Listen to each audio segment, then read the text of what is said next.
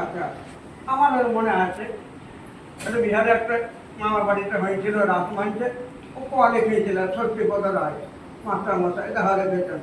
যাই হোক, তো আজকের দিনটি বড়ই শুভ দিন, আজকে রবিবার, আর মধ্যে গুরু পদ্মের আবির্ভাব দিয়েছে, জন্ম দিয়েছে এই রবিবার।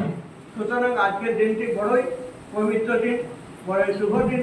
সেই শুভ দিনে জাহ্নবী মুখার্জির শুভ বিদ্যারম্ভের দিন। আমরা ভগবানকে স্মরণ করে, আমরা তো ধরুন মূর্খ মানুষ, কিছুই জানি না, ভগবানকে স্মরণ করে তার প্রকৃত বিদ্যা কামনায় আজকে আমরা তার শুভ বিদ্যারম্ভ করব।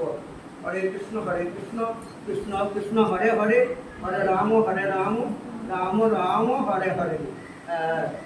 পেন্সিল কোথায়?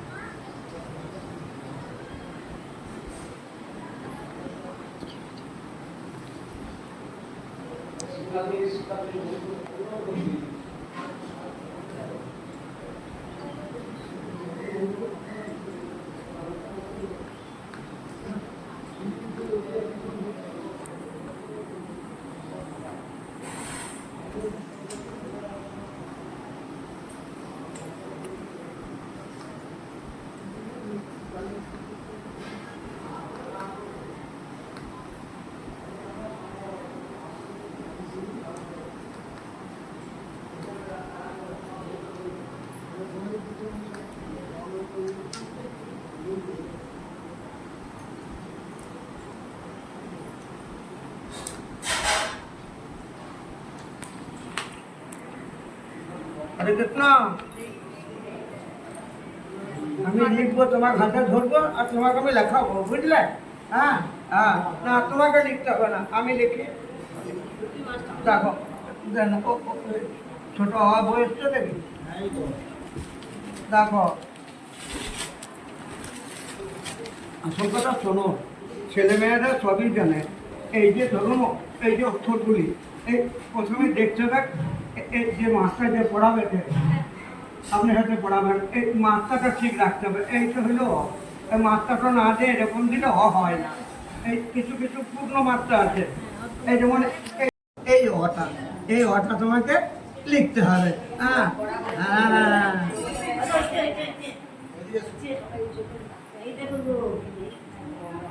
বলো ও, লেখো দেখি, আমি ধরিয়ে দিই, আমি ঠিক করি। হরে কৃষ্ণ কৃষ্ণ কৃষ্ণ হরে হরে, হরে রাম রাম রাম হরে হরে।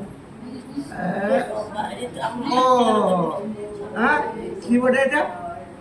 হ্যাঁ, লেখো দেখি, এইখান থেকে বলো হরে কৃষ্ণ কৃষ্ণ কৃষ্ণ হরে হরে, হরে রাম রাম রাম হরে হরে। ও আর একবার, হরে কৃষ্ণ কৃষ্ণ কৃষ্ণ হরে হরে, হরে রাম রাম রাম হরে হরে।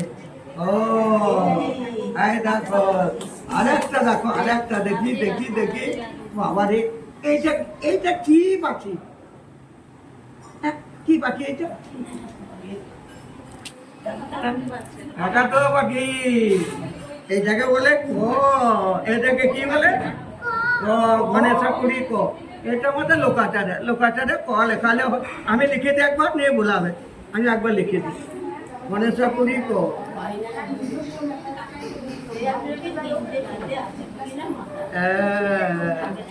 দেখো টাটানো, আমি লিখিয়ে দিই।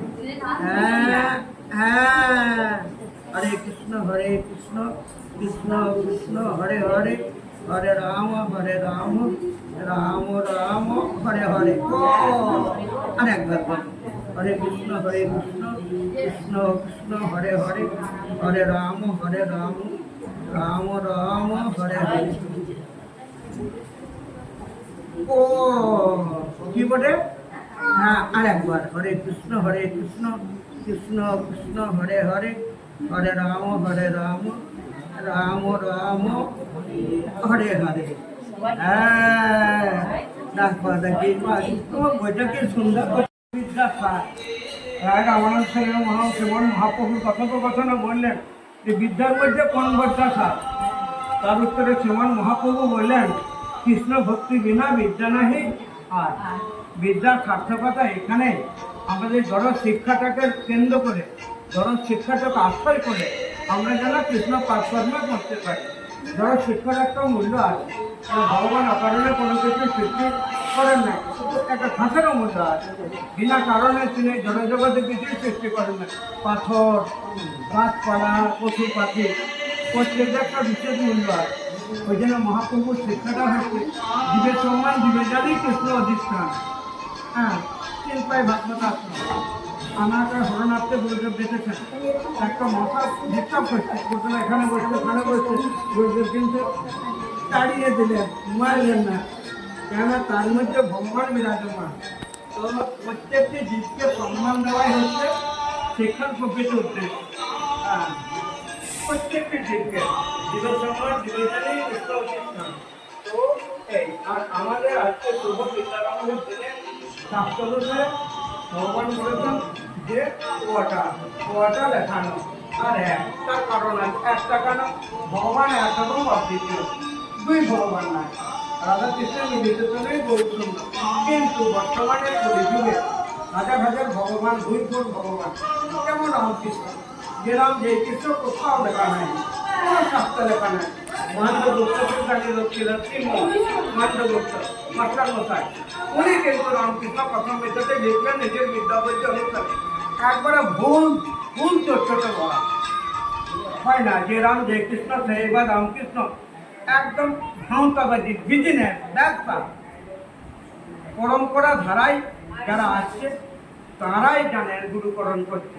হ্যাঁ ভগবান এলেন কৃষ্ণ, কৃষ্ণ থেকে এইভাবে যে আমরা পেয়ে গেলাম গুরুদেবকে, কৃষ্ণ থেকে ব্রহ্মা, ব্রহ্মা থেকে নারদ, এইভাবে মাধবেন্দ্র পরিপাত, গৌরহরি, গৌরহরির কাছ থেকে মাধবেন্দ্রপুরী, গৌরহরি, এইভাবে আমরা ভক্তি সিদ্ধান্ত সরস্বতী গোস্বামী গৌরপাদ, ভক্ত ঠাকুর, ভক্তি বিজয় শেষর গোস্বামী, মজেছি গুরুপাদ পাত। হ্যাঁ তো সুতরাং আমরা এনাদের নির্দেশিত পথে চলব, ওনাদের নির্দেশিত পথে চলতে গেলে ভুল হয়ে যাবে। আপাত দৃষ্টিতে কথাগুলি খুবই ভালো লাগে, ওনাদের শিক্ষকরা গ্রহণ করবো না। যেমন বিবেকানন্দ যে প্রেম করে যেইজন সেইজন সেবী কীর্তন, এক আধার মতন কথা, বাক্যও দিই ছাপতেও দিই, তার সঙ্গে যদি আমি প্রেম করি আমাকে খেয়ে ফেলবেন, ঈশ্বর সেবা আমার কোথায় তখন? জীবে প্রেম হয় না। মহাপ্রভু দর্শন কি জীবে দয়া নামে রুচি বৈষ্ণব সেবন, ইহা ছাড়া গতি নাই সনাতন। এই জন্য আমরা মহাপ্রভুর দর্শনটাকে গুরুদেবের কাছ থেকে জেনে আমাদের জীবনে প্রয়োগ করবো। হ্যাঁ তো সুতরাং ভগবান এক এবং অদ্বিতীয়, দুটো ভগবান নাই। কলিতে চলছে, ও বলছে ভগবান, ওই বালা ব্রহ্মচারী বলছে আমি ভগবান, অনুকূল ঠাকুর আমি ভগবান, ইত্যাদি ইত্যাদি ইত্যাদি ইত্যাদি, তা হবে না। আর অকারটা কেন না, ভগবান শ্রীকৃষ্ণ বললেন যে আমার তো মনে থাকে না, ভগবান শ্রীকৃষ্ণ গীতাতে বললেন যে শ্রী ভগবান বললেন ওই শ্রীমদ্ ভগবদ গীতা 10ম অধ্যায় শ্লোক সংখ্যা 10 বললেন যে দধামি বুদ্ধি যোগ, আমি বুদ্ধি যোগ দান করি।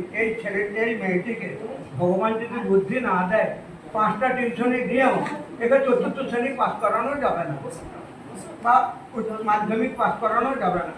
ভগবান যাকে দিয়েছেন তাকে সহযোগিতা করলে তবেই কিছু ফল পাবো।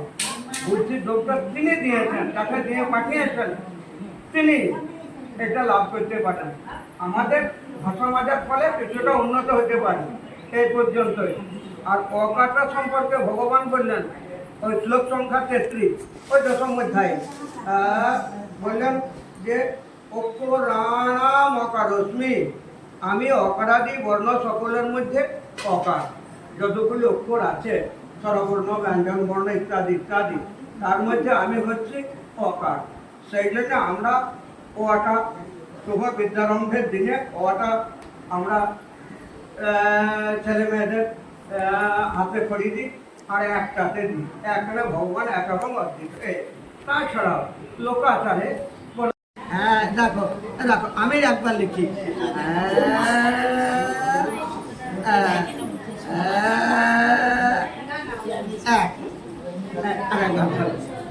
এইখান থেকে হরে কৃষ্ণ কৃষ্ণ কৃষ্ণ হরে হরে বলো এক হ্যাঁ বাহ হরে কৃষ্ণ হরে কৃষ্ণ হরে হরে এক হ্যাঁ হরে কৃষ্ণ কৃষ্ণ কৃষ্ণ হরে হরে হরে রাম রাম রাম হরে হরে এবার তুমি লেখো যে পড়াবে তাকে পড়তে হবে শিশু শ্রেণী পড়ানো করতে হবে